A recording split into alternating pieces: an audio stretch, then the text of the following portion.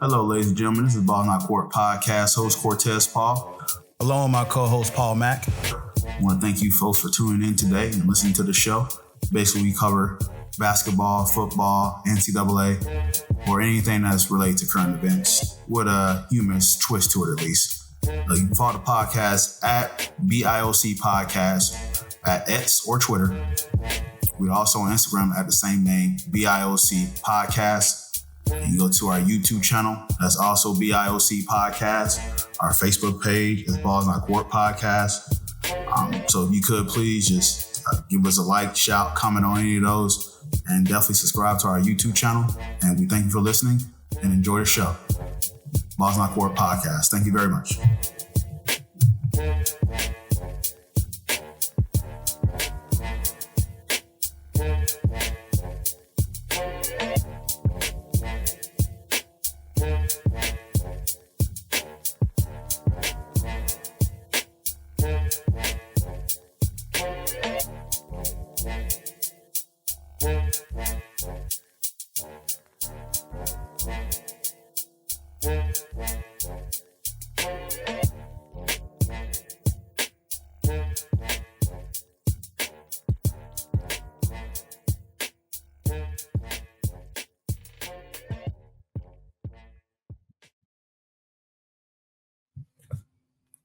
Welcome to the Ball Not Court Podcast. Cortez Paul is here. Matt, the usual, the co-host, is on the line. Good evening, sir. Afternoon. A little Kendrick smirk, a little Kendrick smile. Oh yeah, The memes are just great, man. I love it. Love it. There's that's been a hot topic, that performance, but I mean, a lot of reactions everywhere when it comes to that performance. And more so the people who are like trying to break it down, just a bunch of like white people trying to break down this cryptic performance. And I'm just like, man, what are we doing, bro? What are we doing? Hey, man, it's a beautiful thing, man. It's Black History Month. Kendrick Lamar put on a fantastic show and first ever solo hip hop act to headline the Super Bowl. Yeah. And I'm sitting here laughing because people are like, well, we wanted Wayne, but did y'all not see Wayne at WrestleMania last year? Lil Wayne's too busy making Jello Ball remix records, bro. Yeah. He's on the remix to Tweaker. Yeah. And on top of that, too, I mean, it's the city vote on. They give you an artist who you want, and the city vote. So you chose Kendrick Lamar. So the own city didn't want to see Lil Wayne. Sorry, bud. I don't know what to tell you. It's all right, bro. He got the Carter 6 he's working on. Carter 7. What number is he up to now coming out? Oh man, it's just like the Fast and the Furious. That's it. It never ends. Never ending, bro. Never ending. So hey, hopefully it's good. But nah, man. Overall performance was pretty good. Super Bowl commercial was okay, but nonetheless. How did you watch the game? Did you watch it on Tubi? Or did you watch it on actual Fox? Because like Tubi, if you signed in or whatever, you got to watch it. So I don't know if like their commercials were different than like the regular ones everybody else saw. But apparently our boy Kanye West had a Super Bowl commercial. Kanye just know how to get attention in the wrong way sometimes, and I tell you, man, it's just my friends didn't believe me, so I to give them context, I sent them his Super Bowl commercial where it's just him like talking on an iPhone, like go to my website, and then I gave him the link to the website and said, "Hey, man, go to his website, check it out."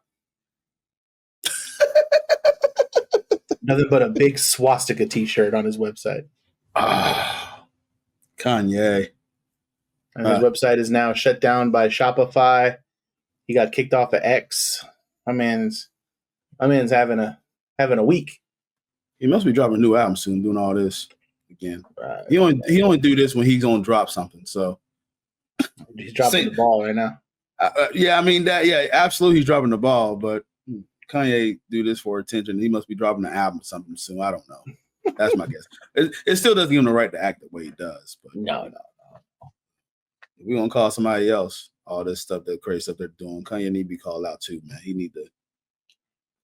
The problem is he don't care. That's the difference. So.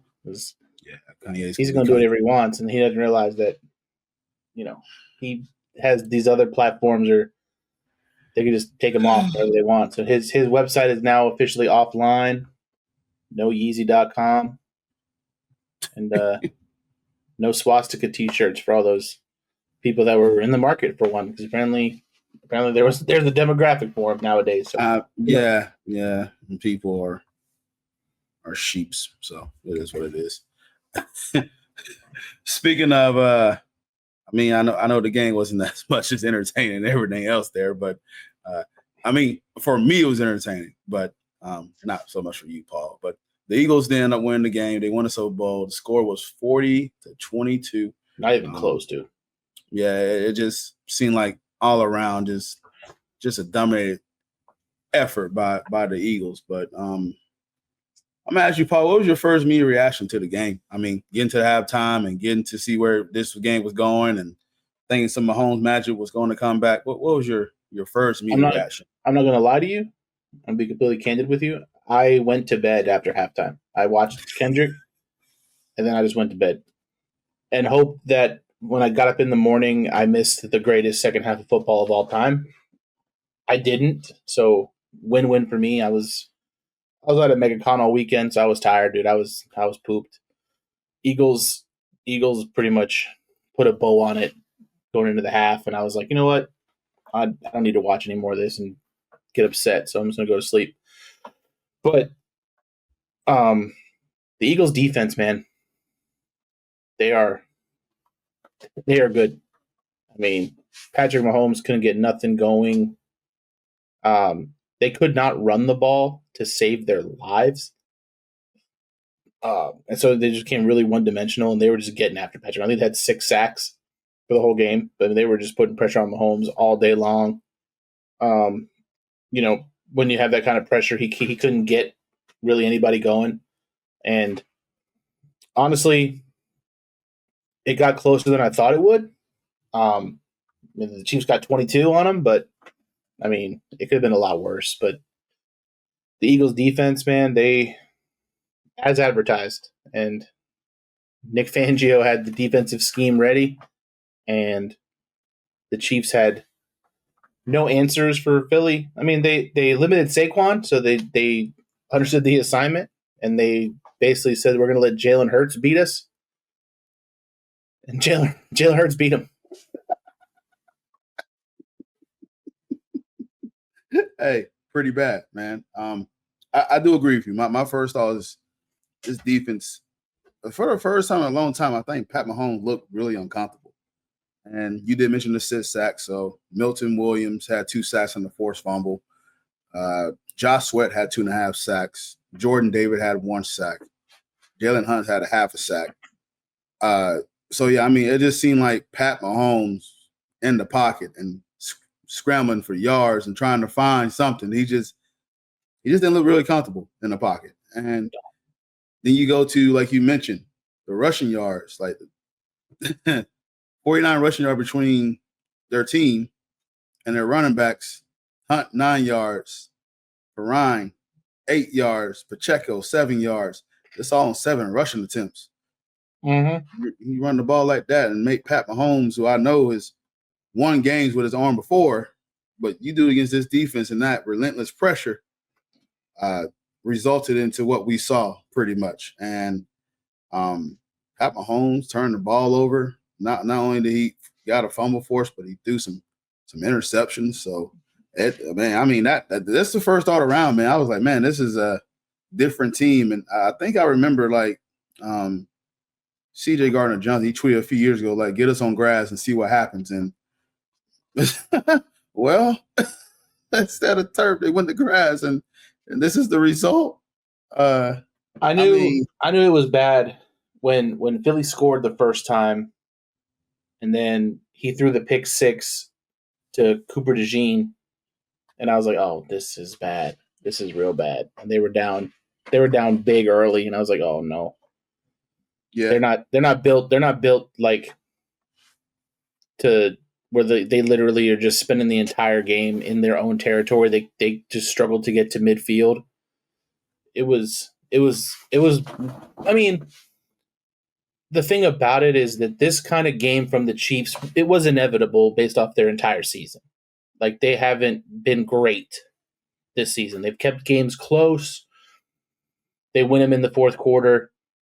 It's kind of the way the Chiefs have been all year, and Philly just didn't give them a chance. No, not at all. And you sit there and so what's your thought on the AJ Brown pass interference call? Because in my head, I'm like, oh boy, here we go again. Yeah, that's what everybody thought. I mean, I love when they have like the replay guy and they can just call him and say, oh, what do you think about this? And he's like, I wouldn't have called that. They were hand fighting the whole way down the field. They were both pushing off each other.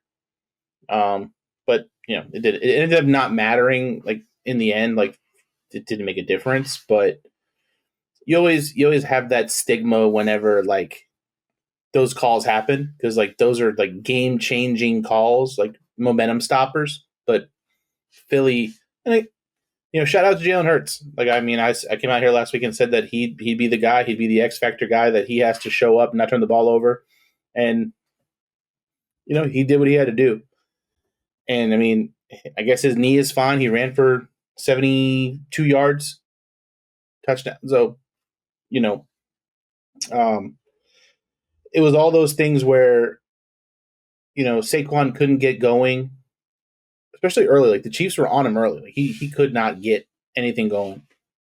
And you're thinking to yourself, okay, let's see what Jalen Hurts can do. And then it just started. He started taking off with his legs. He started hitting Devontae Smith. He started stretching the field to A.J. Brown. And then it just snowballed from there. And Kansas City had no answers offensively or defensively, which is a position we haven't seen Kansas City in during this run that they've had the last 4 or 5 seasons. They usually can kind of at least like go score for score. Like, if it's going to be a high scoring game, like, they're like, all right, fine, we'll score. But we knew this year they didn't have the firepower they normally have. I mean, you had a DeAndre Hopkins that you got, but I mean, Xavier Worthy showed up, but that was about it.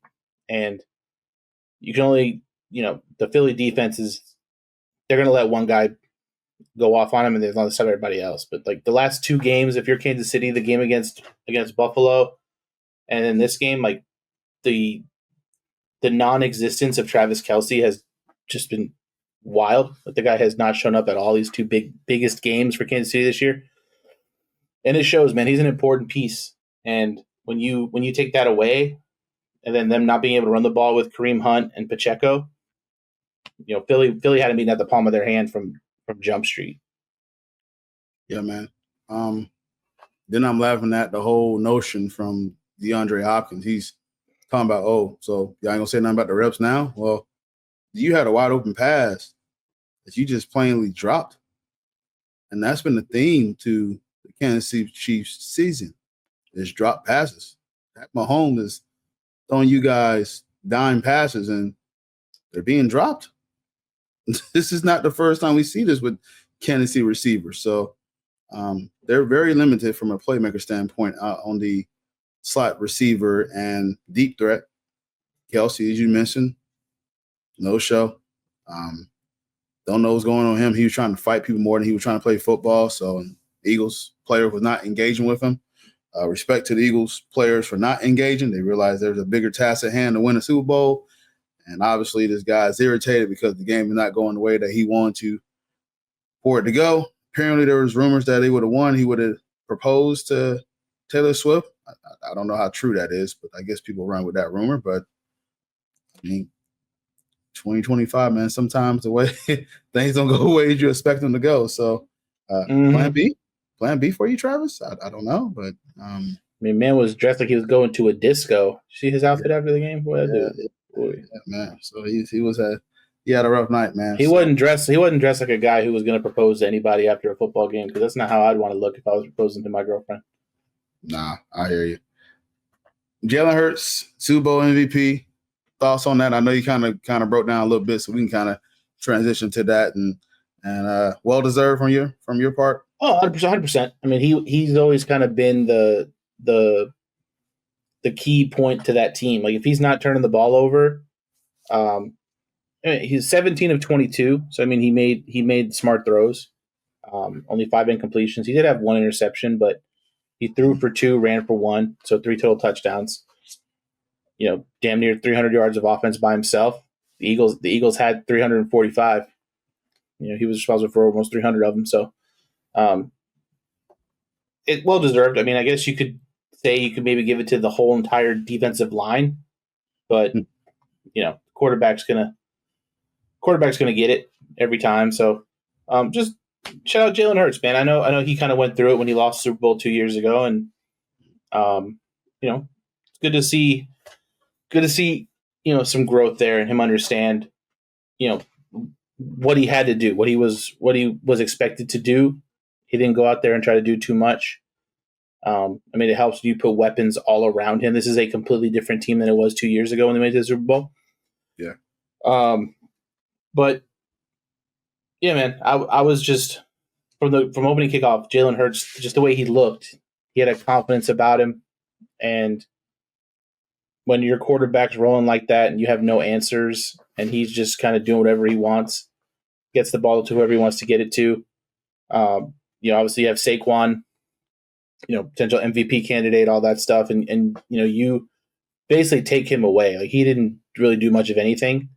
I mean, having him on the field obviously is enough sometimes because he's going to demand attention, but just, everybody did their job, and it's just everyone stuck to the game plan, and just Jalen Hurts played how you expect Jalen Hurts to play.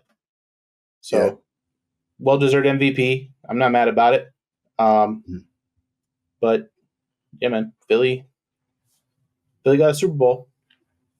Yeah, man. Salute to them. Salute to him. Hell of a game. Andy Reid did pretty much everything he could to lay all the trash to stop Barkley from going off, and pretty much did a really good job in that. Like you said, 25 carry, 57 yards. So, I made a mistake taking the over on the yards for that. So, oops.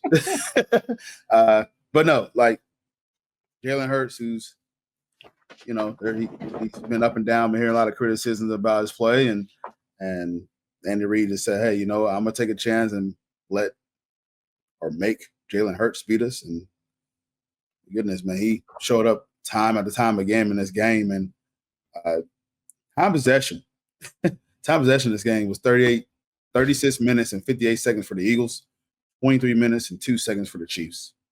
Yeah. So, just grind the drive, and this is what we kind of talked on the podcast last week, is that there's ways you just got to keep Mahomes off the field, extend the drives, get turnovers, and they did that in extraordinary fashion, the Eagles did. And Jalen Hurts was a catalyst for that, and as Paul added, I mean, I can't add anything else, but I definitely well-deserved MVP, and so I see what the future is for this guy. And we know how nauseous Eagles fans could be, but the player himself and Jalen Hurts seemed like a well-spoken, soft-spoken guy, and for a guy that's been had a lot of adversity. He was the starting quarterback for Alabama Crimson Tide, and then he got benched for Tua, and then he transferred to Oklahoma. And I'm sitting here laughing because the Alabama tweeted like, "Oh, one of our own," but y'all gave up. No, y'all give up on the guy. Yeah. So no, but shout out to him for making what he had to do. Fantastic defense. You have a defense like that, and you did your part. They got you turnovers.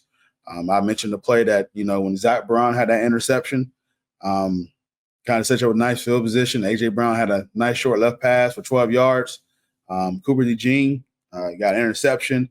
It was the first time it was documented that it was an interception on his birthday. So from what I saw, White Boy was really scatting down to get to the end zone. Mm-hmm. So he was moving. So it just seemed like everything played right. And Jalen Hurts did his part to make sure that, hey, they secured a win, and they did it in a dominant fashion. So It felt like Philly had the ball like the entire first half. Like it just literally just felt like the whole first half Philly had the ball. Every time I looked away, they had the ball again, and I was just like, "What the fuck, dude? There's no way." Yeah, but dude, it was it was not.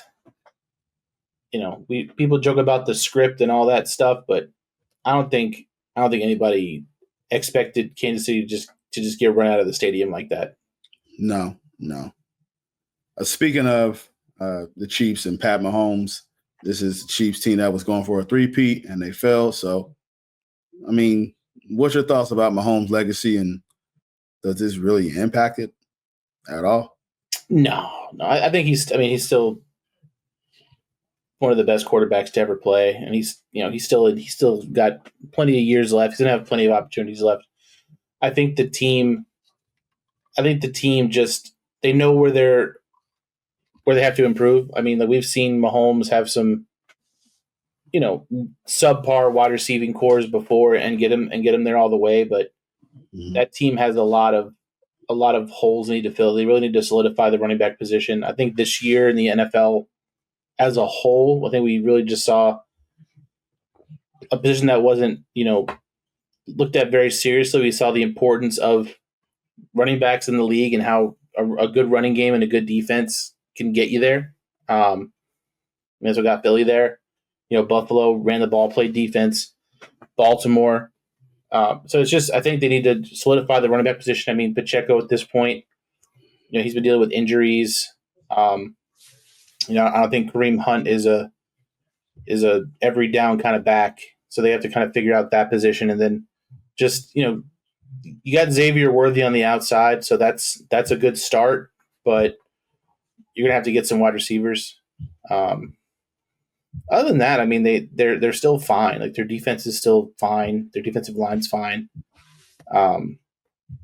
It's just the inconsistencies we've seen of Travis Kelce, which again, I mean that kind of goes both ways when you kind of become the complete focal point of the offense and there's really no one else that can hurt you. You can kind of take him away. So I think that they just gotta figure it out. But just having Patrick Mahomes and Andy Reid, like they'll be back. You know what I mean? They ain't going anywhere. And this. I mean, you have all these teams on the rise, and you got the Broncos kind of making some moves, and who knows how good the Chargers will or can be. So I mean, the division is going to get tougher, except for the Raiders probably. But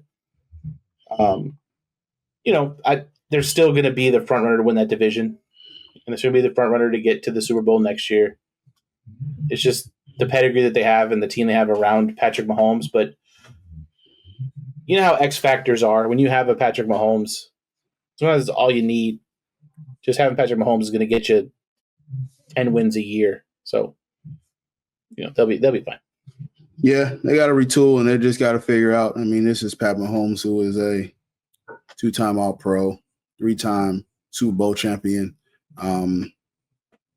Accolades go on and on about him. He's also a guy who's 30 years old or who's within it, and so he's still got plenty of years left to play.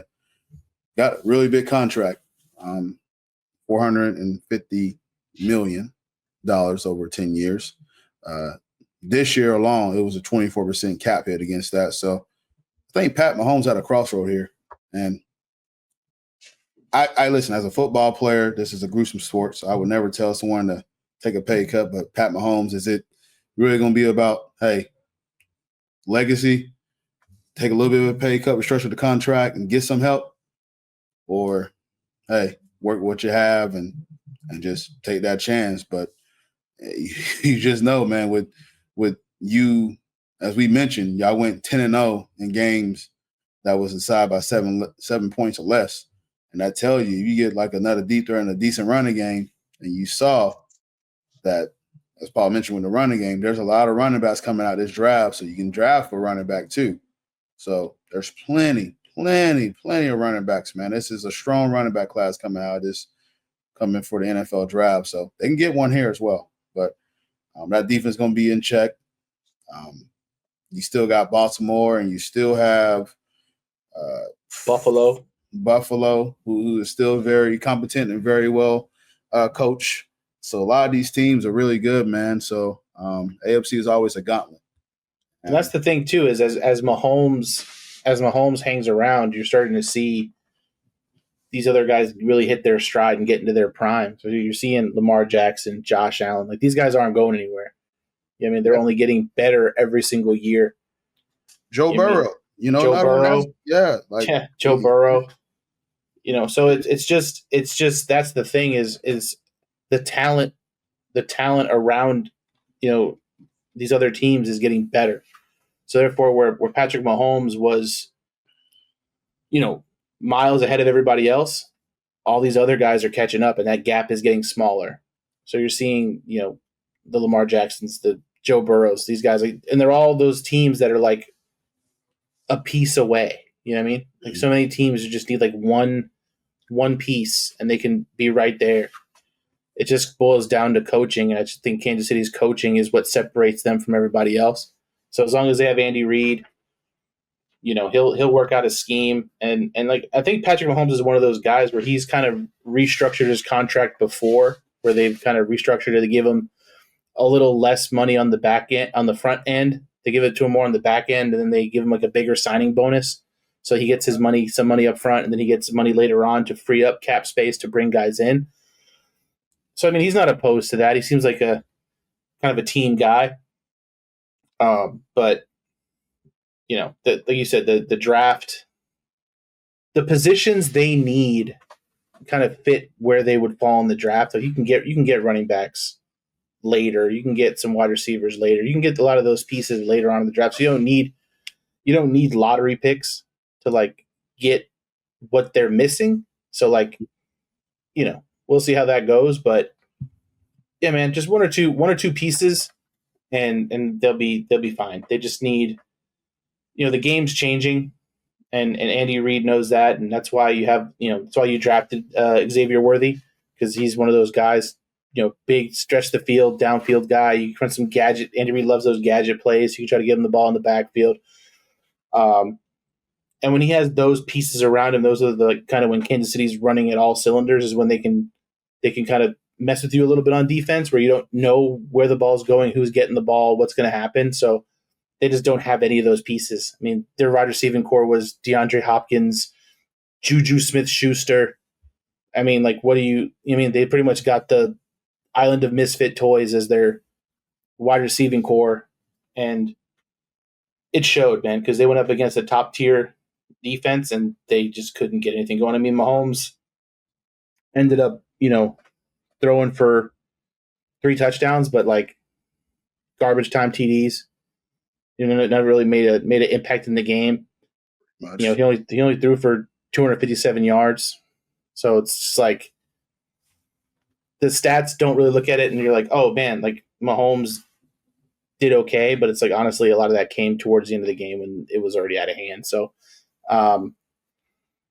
just hope I don't think we've ever been in this position before where we need Kansas City kind of make some off-season moves to improve.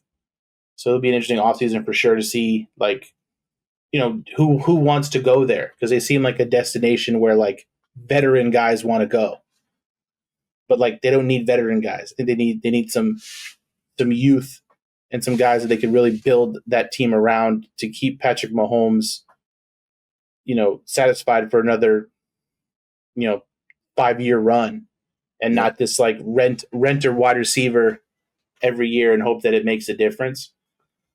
So, it's a changing of the guard, and it's always cool to see, like, when the dynasty kind of starts to fall a little bit and the rest of the league catches up. Like, the NFL is in a really good spot. There's a lot of really good football teams, a lot of really good players. So it's cool when it's not like the season's about to start and it's like, oh, Kansas City is the favorite to win the Super Bowl. Because now, going to next year, I imagine those odds are going to be skewed quite a bit, and I wouldn't be surprised if, like, on the AFC side, Baltimore or Buffalo or somebody is like, a better percentage to make the Super Bowl than Kansas City is at this point. Yeah, fair assessment. So, all right, good stuff. Once again, so that concludes the football season. We'll definitely catch up on some draft stuff, but the Broncos fan to me is smiling at the Chiefs took another L. So Yeah, try again next year, and we'll see how it goes. And maybe I won't be so salty about a blocked field goal kick next year. Maybe we actually can get one on him. So, but Nick Fangio, I know they mentioned the stat that Nick Fangio was 0-8 against them, 1-8, and when the big game matters. So, congrats, Vic Fangio. Did a hell of a job. Philly's last two Super Bowls, Tom Brady was in the building. They beat the Patriots, and then he was in the booth. So there you go. There it is. So, all right, let's transition, man. So, Laker Luka made his debut last night. They played the Utah Jazz. And what do you thought about his debut? And what do you think about this Laker team heading to the All-Star break? I mean, Luka did about what I thought he would do. They didn't do anything too. They didn't expect a whole lot from him. I mean, I think it helps when you're playing against the Utah Jazz. I think that's a big helper there. But also too, like, and I don't think we talk about it enough, is like, and I understand it now, is like the emergence of Austin Reeves. I don't know if this is some kind of unlocked thing that JJ Redick's done with him or what, but the season that Austin Reeves is having, like, it's going to be interesting going forward just to kind of see how the Lakers operate, because like they have three primary ball handlers now. They have three guys that can handle the ball. You got LeBron, you got Luka, you got Austin Reeves. And, Austin Reeves is putting up crazy numbers the last month or so. Obviously, Luka's got to get his conditioning back. I don't know if you saw before the game, he usually shoots half-court shots, and he missed like all three, so he had to do some push-ups. Push-ups were a little rough. My man Luka. LeBron's got to get on him about his physical fitness a little bit, but I mean, what more can you say though? I mean, he played 23 minutes, 15 points, 5 rebounds, 4 assists. So if he played a full game, if he played a full 35 minutes, seems like he'll fit just fine. Seems like the way that they're going to utilize him in that offense, he's still going to get you, close to 30. But the difference is now, like, he doesn't have to. Like, the way with having LeBron and the way Austin Reeves is playing, like, Lucas doesn't really have to go out and go too crazy. You could probably get him away with 20 to 25 minutes between now and the All-Star break. Like, let him just get his legs back. Mm-hmm. But I'm just impressed with the Lakers, man. Like, that trade is looking they're looking pretty good, man. I mean, Anthony Davis already went down, so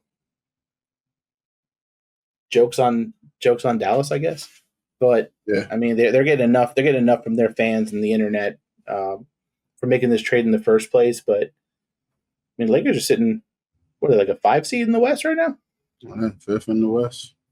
Sheesh. So they're doing it without a big man. I mean, Jackson Hayes is doing all he can, but that is a undersized basketball team, and there's going to be a lot of guys playing out of position, and it'd be interesting to see if they can land a big man. I know they tried to get Mark Williams, that didn't work out.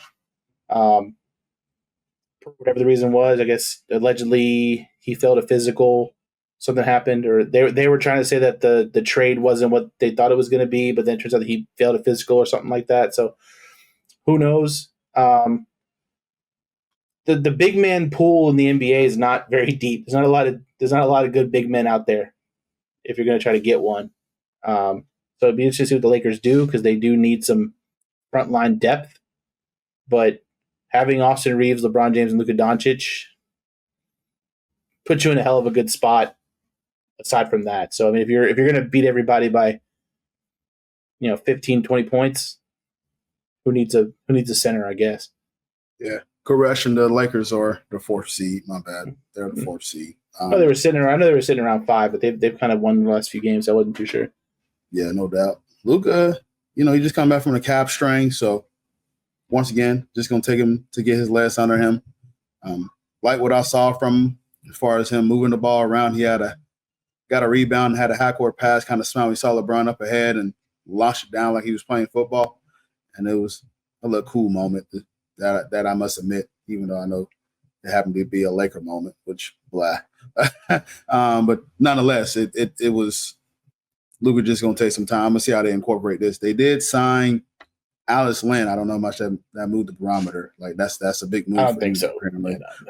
Yeah.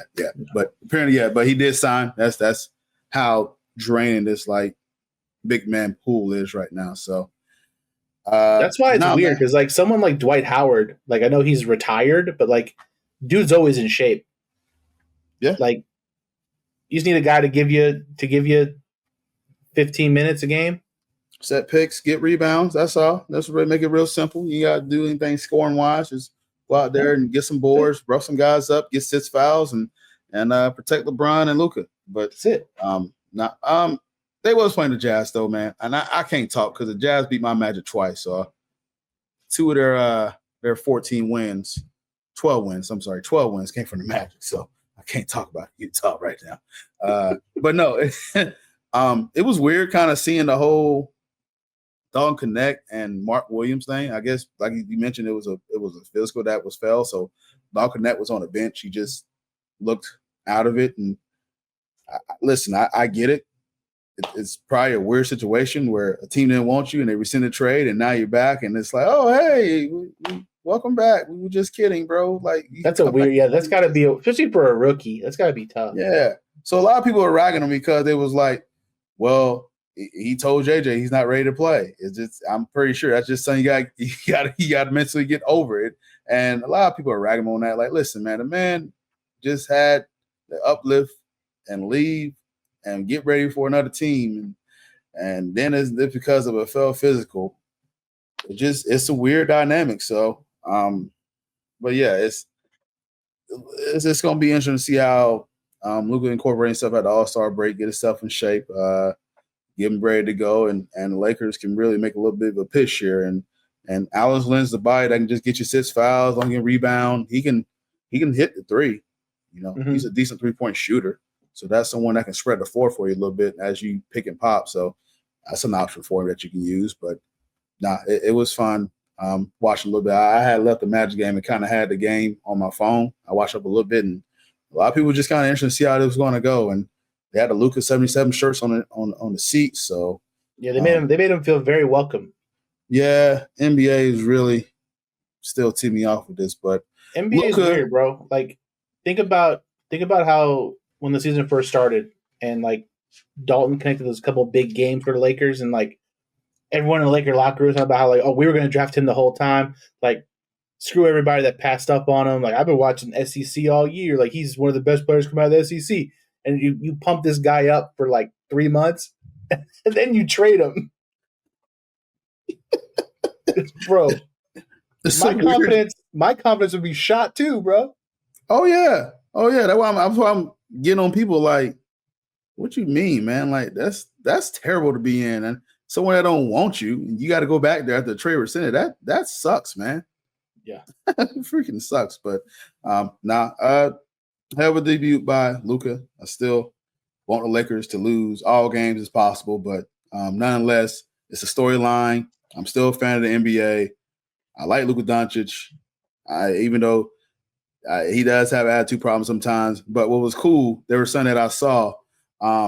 He donated $500,000 to the LA community that went through the wildfires, and he was making sure that people that it was a donation for kids, so that way the communities get built back up, playgrounds get built back up, and he's like, hey, from your new neighbor, Luka Doncic, and he was donated from his foundation. So that's someone who gets it, man, and that's what I heard about Luka in the Dallas community. He loved Dallas community, so for a lot of perceptions of this guy whose attitude isn't the best on the floor, I mean, he's still doing right things with his money, and for the most part, the guy's still 25 years old, man. Like, you still got a lot of growing to do, a lot of maturing that you got to do, and what better to learn from LeBron? Like, LeBron, it's a cerebral assassin on the court, so that's the one you can pick your brain, LeBron pick his brain, so happy and learn. Right now, too, bro. LeBron looks so happy right now. Bro, LeBron was doing triple threat. He was doing like all the between the legs dribble, like he was on the and one shuffle, and he was going all crazy. Like he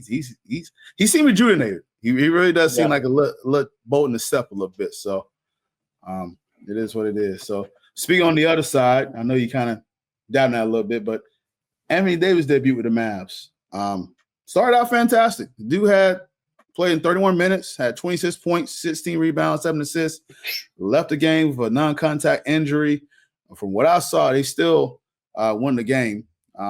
But he looked good, man. Like, I was like, man, maybe Nico was right or something, man. But as we have known, Paul, this is a guy that has dealt with numerous injuries, and so this is a non-contact injury. There's a left adductor strain that he had, and people were speculating that he was going to be out for the season, but he's avoiding surgery, so now he's just going to be out for weeks. But thought it was his debut, and this injury and this injury history that we know that Anthony Davis has. I wasn't sure, like, because I knew, like, you know, a few games prior, when he was still with the Lakers, he left a game early with the same kind of injury. So I didn't think he would start so quick. I just remember one of my friends had a bet in, and he was like, you know, our group text is like, Anthony Davis got hurt again. And he was like, oh, don't worry about it. He already did this in like 3 quarters. And I was like, Jesus Christ, dude. Like, I mean, he was cooking. And I was like, okay. But then he goes out, and now it's just a matter of how long. You worry about somebody like that who's always kind of, you know, stretching, going up for rebounds. An abductor strain doesn't sound fun. No. So it's one of those injuries I think he can keep kind of aggravating throughout the rest of the season. But I mean, when he's healthy, he is dominant. You know what I mean? And to have a dominant big in the Western Conference is huge. Especially offensively, because he's significantly better than any options that they had. He's better than Daniel Gafford. He's better than Derek Lively. You know, Maxi Kleba, all those guys put together, and then he rebounds better than pretty much all of them too. So it's like, I get it, I understand it, but if he's not going to be able to stay on the floor, it just looks real. It looks worse than the trade initially looked when you see like Luka for AD, because obviously if you watch basketball, your immediate thoughts are just like, oh, this guy's always hurt, and you let your franchise go for this guy, and then he comes out, and I imagine for 3 quarters Dallas was like, oh, this was the best trade ever, and then he goes and gets hurt, and you know, just wind out of the sails. So, you know, time will tell, and you know, you hope for AD that he can come back and be the dominant guy that he's been, that him and Kyrie can really, really get it going, the two of them, and does not have to like live in the shadow of this trade and feel like, you know, Nico Harrison made one of the worst deals in NBA history. Yeah, AD is still very talented, and I know everybody is looking at the fact that it's Luka Doncic, but Anthony Davis is still one hell of a player. Health is concerned. I mean, fortunately, he's got the nickname Street Clothes for a reason. You just see him more on the sidelines as of late, and when he does play, he's a fantastic player. So, Paul, what do you think about these fans crashing out, man? I don't know who's had a rough week, man. More the Dallas Mavericks fans or Montoya? I mean, Montoya got his lick back, though. I'm just kidding. This is a Spain show that we're talking about. That's been all trending on Twitter. Yeah. I'm pretty sure everybody know what I'm talking about. So you have you living on a rock. Poor Montoya. But no, I mean, seeing all the protests and stuff is just so funny. Like them just being lined up and people having signs like, my kid was supposed to watch Luka win us a championship, and like, dude has no kids. He's like 20 years old. I don't know how long he thinks. Like, you know, if you watch sports, very, very rarely is one guy going to stay with a team that long. For me, it's just been the all the stuff that's come out like afterwards of just like all this like Nico Harrison stuff about how like the guy just has a history and a career of just like botched like deals and stuff. Like the whole thing with him having a meeting for Steph Curry to sign him to Nike, and it was the same package they were going to offer Kevin Durant. So like he just basically replaced Steph Curry's name with Kevin Durant's name, except he wrote like Stephon Curry instead of Stephen Curry. And I guess he called him like Seth Curry when he first got there. Like it was whole thing was bad. And then just hearing like Mark Cuban, like, you know what I mean? He never would have allowed, if he was still the majority owner, he wouldn't have allowed this to happen. just seeing a whole team just get blindsided by that is because, these kind of talents come around once in a lifetime. And I had to just watch my potential franchise running back win a Super Bowl with our rival team. Like it's tough, man. And like it takes some getting over, but that's sports, baby. That's what you were there. You were there when the Magic let Shaq go. Yep. And look what happened. You know what I mean? It happens. We're never proud of it, but if you're a true fan, you just take the licks and just keep on going, man, and just hope that you find the next one, I guess. It fuels my hate to this day. The Lakers and Heat won a title with Shaq. So the reason I don't like those franchises because Shaq has won a title. It's been my rival ever since then. So I get it. And for the Mavs fans, this does absolutely suck, man. It sucks, man. Seeing the one fan when they did the karaoke and he lip synced and said "Fire Nico" and they kicked him out. Then there's another fan that was chanting "Fire Nico" at the free throw line. They kicked him out. Then Mark Cuban is cussing at fans, telling them to sit the F down. So there's just a lot of animosity right now. And now I never got to the point where, I didn't make death threats to any of these players or coaches or GMs because, I've been with this dude, Dwight, too. Tracy left. So it's just one of those you just, as a sports fan, listen, man, at the end of the day, I'm a Magic fan on the front on the jersey. So now we having this PSD, which I get into later with the Magic, with Paulo and Franz, and it's just like, relax, guys. Like, Jesus, man, this is why restricted contracts were made now because if you can't do it in 8 years and make a competent team, then guess what? They can go. Mm-hmm. At the point, you just got to go ahead and get some assets back for them the best you can. And you had 8 years to do what you had to do. And, I know at one point you probably would have had that crossroad with Luka. But, and then like you said, see me at the coffee shop where they met up and talked about the deal and everything like that. So, it's yeah. So, listen, Rob Pelinka, 1 for 2. He striked out on the Mark Williams deal. I don't know what happened with that. There's a lot of confidence we mentioned on segments few ago that they're still talking about that. There's a lot of suing and legals that's going to get involved. So we'll see, man. But, man, the Mavs fans, I feel for you guys, man. Like, this is rough, man. So I don't. No one should feel more. Like I said, no one should feel for them more than like Magic people right now.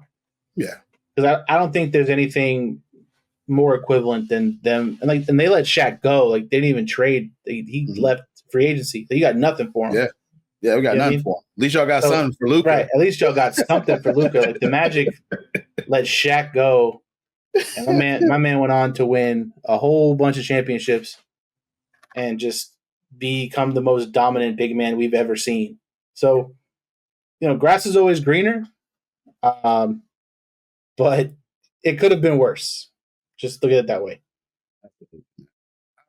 Talk to me about your Knicks.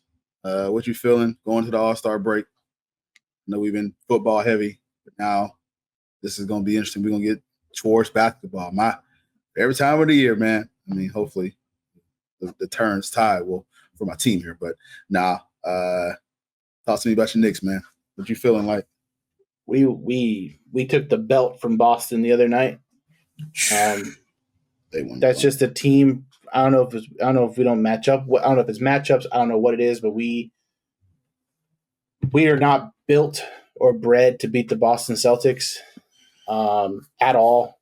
And you thought adding Mikal Bridges and re-signing OG would help with that, but we right now we can't rebound, and they're just going to wipe the floor that's on the boards. We tend to struggle against teams with winning records. Like I don't know what it is. Every game it feels like we're playing a good team. Like we're playing the Pacers right now. We're up 7 in the third quarter, which is nice to see. They were down early. They kind of fought back, but just get some momentum going. They seem to be one of these teams that go on like a 3, 4, 5 game winning streak. Then they play against a really good team and lose, and then go on a little bit of win streak, play a good team and lose. So I just don't feel too confident. Having Precious Achiuwa in your starting lineup is not a good look. We need size, and we need it now. We need Mitchell Robinson back. We need something. We need a center. We need bigs.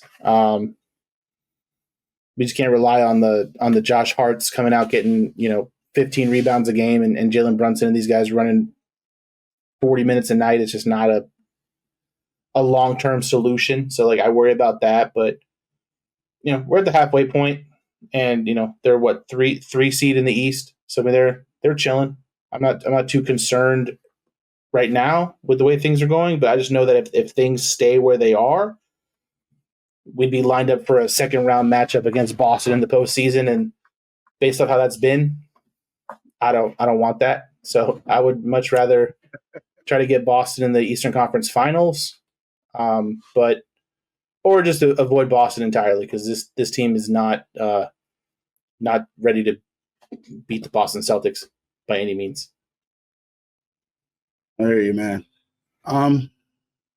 Orlando Magic, man, it's been tragic since January.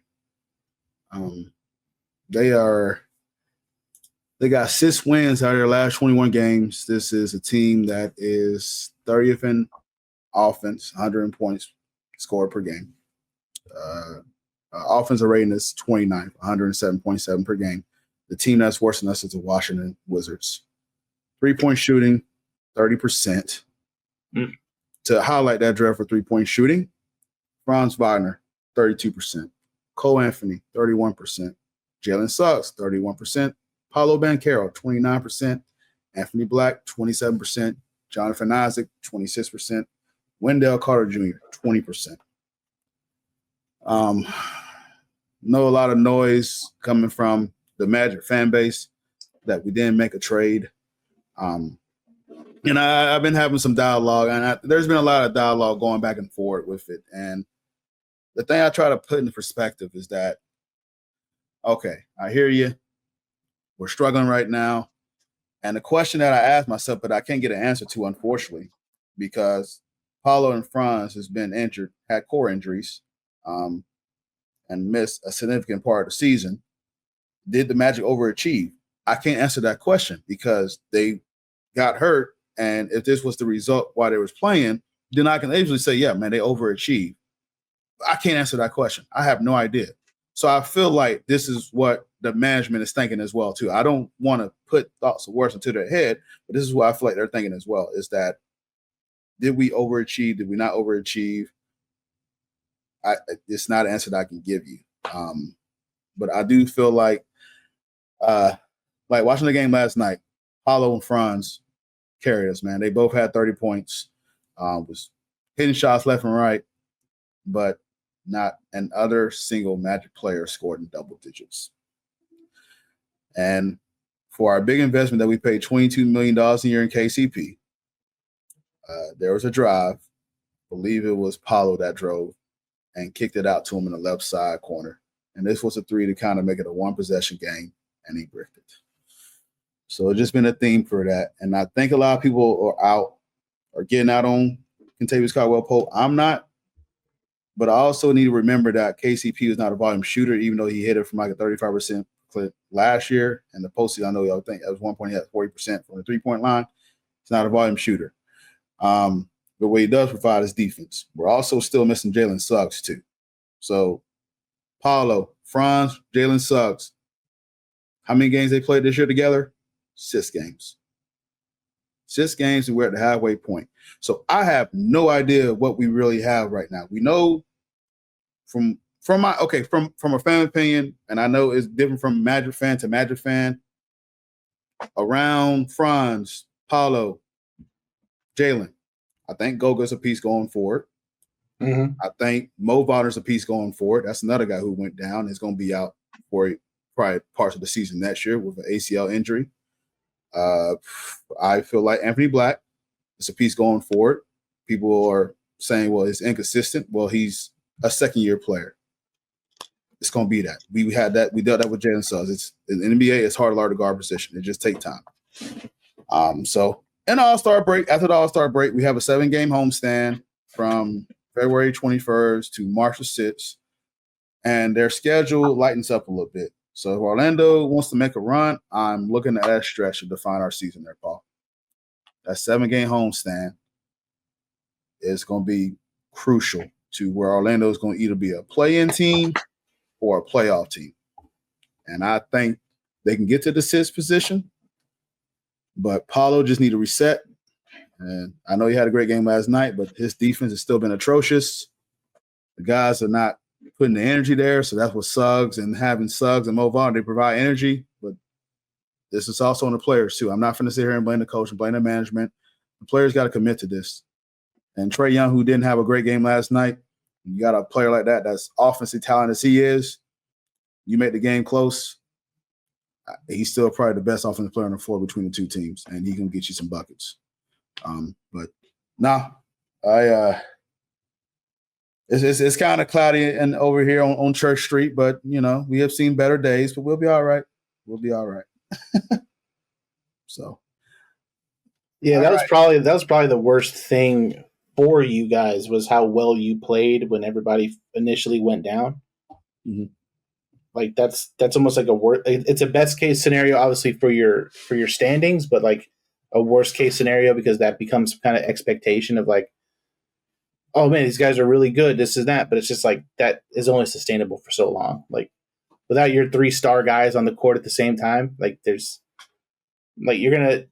no one has a game plan for that team, so it's just a little different. They were scrappy, they were getting up and down the court, but once people kind of figured it out and you realize like we're not going to let Anthony Black and Cole Anthony and Jonathan Isaac beat us, it becomes kind of a simpler game, I think. And you're getting everybody back. Everybody's slowly trickling back. But yeah, the emergence of Goga, man, Goga's really good. I enjoy him, and he missed some time.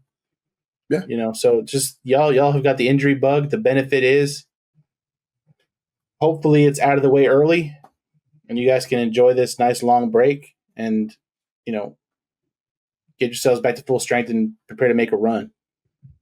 Absolutely, man. Come back rejuvenated. That's what I'm looking at. Just come back rejuvenated. So, all right, we got the All-Star Weekend coming up.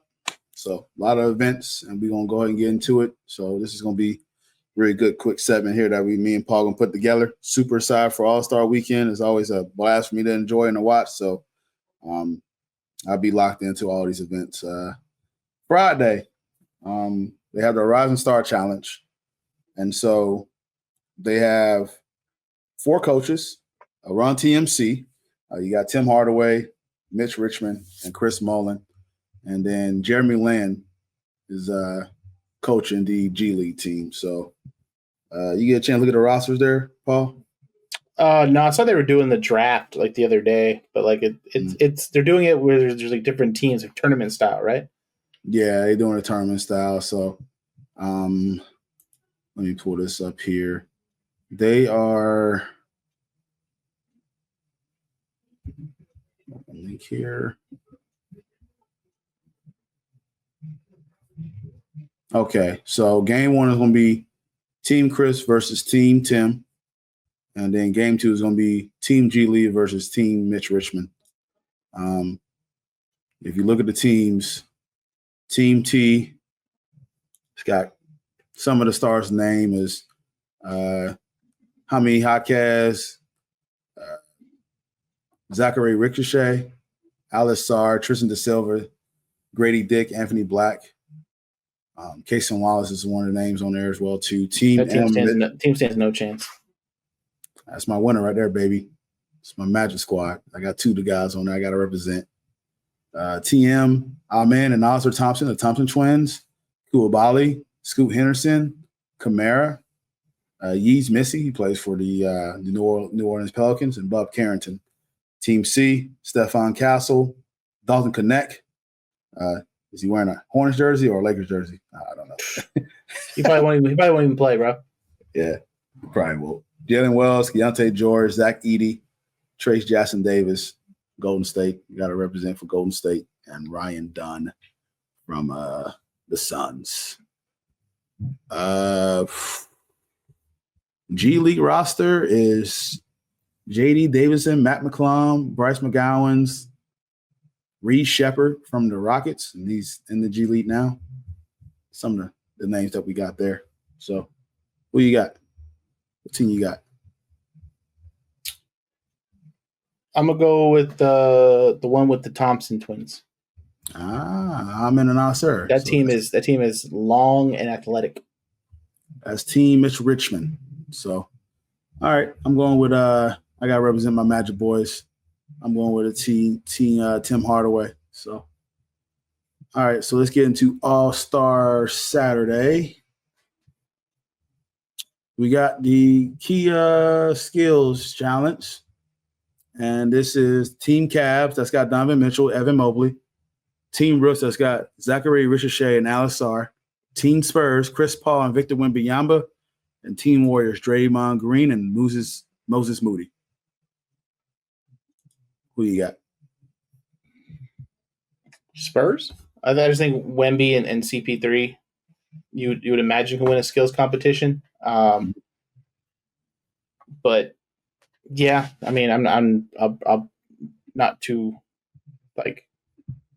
keen on this one. I could probably hard pass this one, but I would say Team Spurs. Wemby seems to have all the tools to win a contest like this with his, with the way he can pass and his shooting and stuff like that. I know usually the last thing is make a 3-pointer. I mean, him and shoot threes. I don't know how I feel about Evan Mobley in a skills contest. And then just obviously you have to have the Warriors got to be there. So I get that, but Draymond Green and Moses Moody just seems like a weird dynamic there. Well, who's the first team out? Let's ask that. Who's the first team out? I'll probably go with the Rooks. I think the same way too. I got the Spurs winning, so I agree with both of your picks. Rooks first team out, and then the Spurs, Team Spurs will win it. So, all right. Started 3-point contest. Jalen Brunson, Cade Cunningham, Darius Garland, Tyler Hero, Buddy Hield, Cam Johnson, Damian Lillard, who is the 2-time defending champion, and then Norman Powell is the round off your field here. Norman Powell scares me. I feel like Norman Powell could be a dark horse kind of guy to win something like this. Yeah. But this kind of a contest, I think it just favors Damian Lillard. I just think he's just bred for this kind of contest. He doesn't have a huge jump shot. Doesn't get off the floor. He gets it off pretty quick. He's not gonna have any problems getting through the racks. Tyler Hero, Buddy Hield. I just still look at it and think it's Lillard's to lose. But I'm gonna go with Brunson just because. Why not? You know what I mean? That's your guy. So I'll say Lillard to win, but I'm be rooting for Jalen Brunson. Okay. Buddy Hield's streaky. He's one of those guys that it wouldn't surprise me if he go off for 28 or he just makes 11. He's been on a cold spell. No, I mean legit. He's been on a cold spell recently, man. It's been really bad. Norman Powell is another one. I like that dark horse pick. I agree with that. Cade Cunningham could be sneaky as well too. It's just hard to go for a guy who's not he's not a volume 3-point shooter. Yeah. Damian Lillard's I think going to be in that final round, and I think Darius Garland's going to end up taking him down. So I got Darius Garland winning. Oh, yeah, DG is going to be my winner.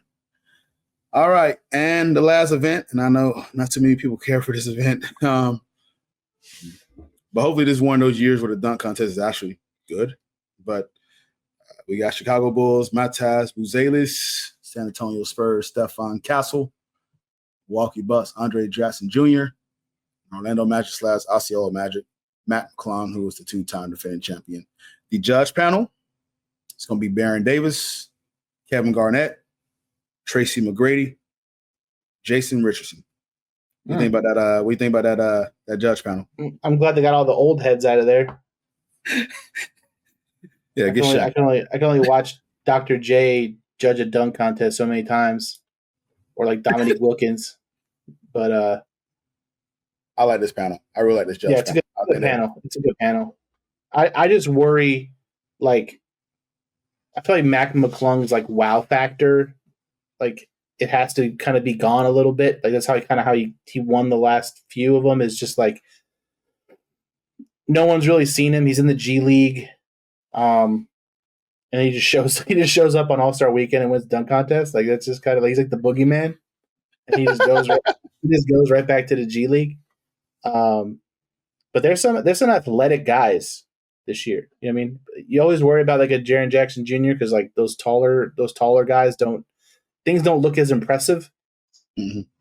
So usually like dunking guards tend to be the ones who like get the most wow factor. I feel like like shooting guards, then like some small forwards, but I haven't seen Stephon Castle play all that much. I saw him a little bit like on Christmas when they played the Knicks. But that was about the gist of that. I don't know who Buzalis is. I haven't seen much of him either. Being on the Bulls, and it's you can dunk. Look him up. Yeah, I'm sure. Look him up. Look him up. He got some nasty dunks. All right. Well, if that's the case, I'll take your word for it, and I'll go with him. I'll go with him. Why not? The Bulls need a bright spot this year, so why not have a guy win the dunk contest? They're getting run out of the gym right now by the Detroit Pistons. They were down 71-20 something at halftime. Oh my goodness! Wow. Yeah. I think it's gonna be an all white boy finals. It's gonna be Buzelis and Matt McClung. Came here last time. I came here last time. Listen, I came here last time that happened, but if that happens, bro, it's social media gonna go nuts. 2 white boys in the dunk contest. Yeah, I just don't think Mac McClung can like surprise anybody anymore. It'll be interesting to see what he's cooking up. Yeah, I want to know what he had left in the back. Like I'm generally curious to see what Matt McClung had because he's been in these contests and we've seen his dunk package plenty of times. So what else do you have left? What do you have left? Dunked over Shaq last year. We'll see what he's got going on. Yeah, maybe he dunked over Wimbledon. I don't know, but I'm going with Matt McClung. I'm interested to see he's gonna do a 3-peat, but I got an all white boy finals here. I think Buzelis. That I'm telling you, that dude's got some dunks, man. Trying to remember what exactly what part of Europe he's from, but man, I said I've seen the Bulls every now and then, but dude's got a nice dunk package from what I've seen. So, but yeah, this dunk contest, I don't know, man. We need some star power, man, and eventually probably gonna end up moving this back. Yeah, the 3-point contest is the marquee event at this point. You know what I mean? Yeah. Do you see how they do on Arrival with the WNBA player? They got like one-on-one games now. Like, yeah, it's bad. It's bad. Yeah. It's real bad. It's real bad. So they played to 11. They play to 11 by 2s and 3s. Mm-hmm. And it's make it, take it. If you miss, there's 2 people out at the wings to clear it. So like if you get a rebound, you can clear it out and then you can go get it. But 10-minute time limit per game, just to 11. I watched 2 of them and you want to it's just rough because like it's all the players who are in the Unrivaled League. So however they did the seedings, like it's like you have point guards going up against forwards, like shooting guards going up against centers. Like it's just super weird. And it just doesn't seem like they're gassed by like 2 minutes in playing half court 1-on-1. Like it's tough. Oh man. Oh good, man. I appreciate what they're doing. Yeah, I think first place is like $200,000 or something like that if you win. Yeah, grow your brand. Good for the brand. You know, they're on TNT and HBO Max and all that stuff. So like, cool. But hey, as long as my boo in the feature Carter win it, I'm good. I saw she was doing work. That's it. She's there. She's going. She's on to the next round, I believe, in the 1-on-1. Nice. Yeah, I saw she bodied somebody. I was like, yeah. There she is.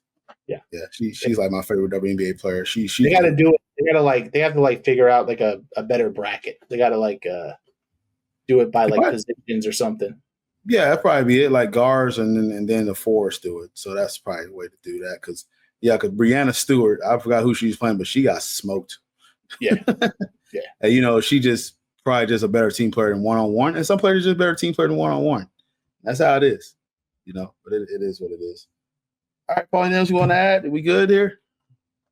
Oh, we're good, bro. What about the actual All-Star game? Like, what's going on with the actual All-Star game on Sunday? How does that pan out? I kept reading about all the changes, and I don't know. How did I forget about that? I'm glad Yeah, you reminded me. how does it like? I know there's 3 teams, right? There's like team Chuck, team Kenny, and team Ernie? So Or team Shaq. Sorry, team Shaq. So team Shaq, team Kenny, team Chuck. So here's the thing. There's 3 teams, and then whoever wins the Rising Stars tournament will play the All-Stars, one of the All-Star teams. So, and then Candace Parker will be coaching that team. So Candace Parker will be coaching against Shaq OGs. Shaq OGs consist of Jaylen Brown, Steph Curry, Anthony Davis, who is now injured, has been replaced by Kyrie Irving, Kevin Durant, James Harden, LeBron James, Damian Lillard. And then Kenny Young Star versus Chuck Global Stars. Chuck's got Giannis Antetokounmpo, Shai Gilgeous-Alexander, Nikola Jokic, Donovan Mitchell, Alperen Sengun, Pascal Siakam, Karl-Anthony Towns, Victor Wembanyama, Trae Young, who is the replacement for Giannis. And then Kenny Young Stars got Jalen Brunson, Cade Cunningham, Anthony Edwards, Darius Garland, Tyler Hero, Jaren Jackson Jr., Evan Mobley, and Jalen Williams from the OKC Thunder. And so it will be the semifinal winners will meet for the championship. All 3 games of a mini tournament. First team to 40 points win. So that's going to be. It's got a set score that you need to go to. Not really a time limit, just a score. Okay. And so game 3 is going to be game 1 winner versus game 2. So who you got, man?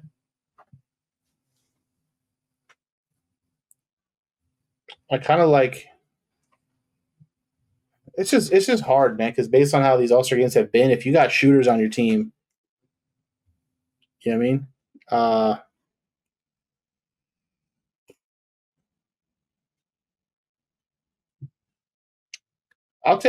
I'm gonna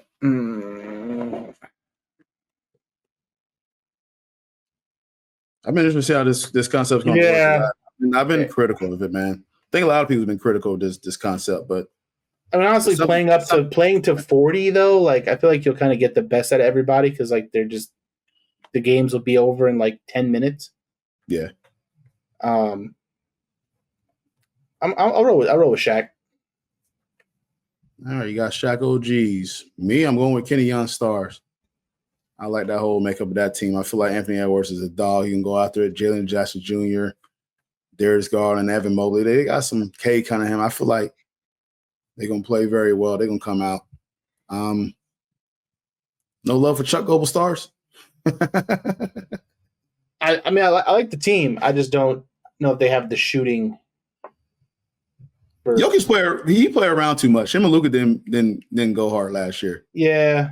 They play around too much. So that's why I didn't pick Chuck's team. Yeah, Luka, like, at this point, Jokic is he's just doing his obligations. He's just there. You know what I mean? He's just there. He's just there having a good time. He's having a good time. He want to go play with his horses. Yeah, man. No, that's what I got there. So I forgot about that. I literally had on my list and I forgot to do that. You just gone around about the NBA, the slam dunk contest. Potentially what that could be.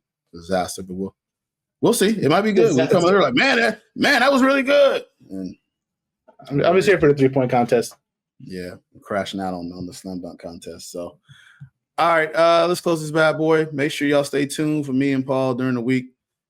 Shifting now towards basketball, we'll definitely touch on NFL when free agent and NFL draft happens and the NFL come by. We'll get some stuff on here, but try to get some more guests on here that's more basketball catered now. So I know there's a few folks that want to come on the show and have reached out to me. You know, I got a few guys I got one guy that's a Rockets fan. I got one guy that's a Magic/Lakers fan. So yeah, and then of course you got Nets always welcome to come on. We got Celtics in New York, Knicks fans in the house, so that'd be always fun. Yeah, so we get a little banter back in. Saul's a Knicks fan. Kevin's a Heat fan. I got CL who's a Heat fan. So yeah, we'll shuffle through some of these guys. We'll be all right for the second half of the NBA season for sure. Yeah, man, we'll get some content out there for sure, man. CJ come back on. He's a Magic fan, so he always ready to come back in. So he's like, man, just reach out to me after football season. That's what he was telling me. So, we'll get that in there. So, but make sure you follow the podcast. You can follow it on Twitter at BLC Podcast. Paul, give me your socials. Yeah, man. I'm on X at _Paul_Mac and on Instagram at thePaulMac520.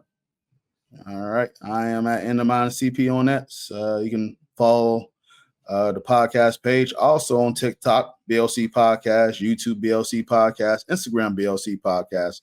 On Facebook, Balls on Court Podcast. Give us a like, comment, shout there. You can get us at Radiate.fm, internet radio station. So we're there every Thursday, 3 p.m. So check out the show content there. We're also elsewhere, iTunes, TuneIn Radio, Stitcher, iHeartRadio, Spreaker, Windows, Google Podcasts, Anchor, Spotify, wherever you listened to us before. You can get the podcast there as well. So make sure to still go to buymeacoffee.com/BLC podcast. Give us a shot. Donations there. Appreciate it. And then, we'll wrap this bad boy up. And sad to see football go. I enjoyed the last game of the season. Paul didn't, but this is what. So I went to halftime, bro. I'm an old man, bro. Yeah, he was like, I ain't got time for 4-hour football games anymore.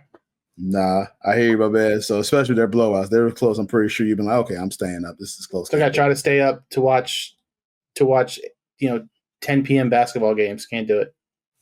Yeah, they're off the parlay list for the near future. I just can't stay up.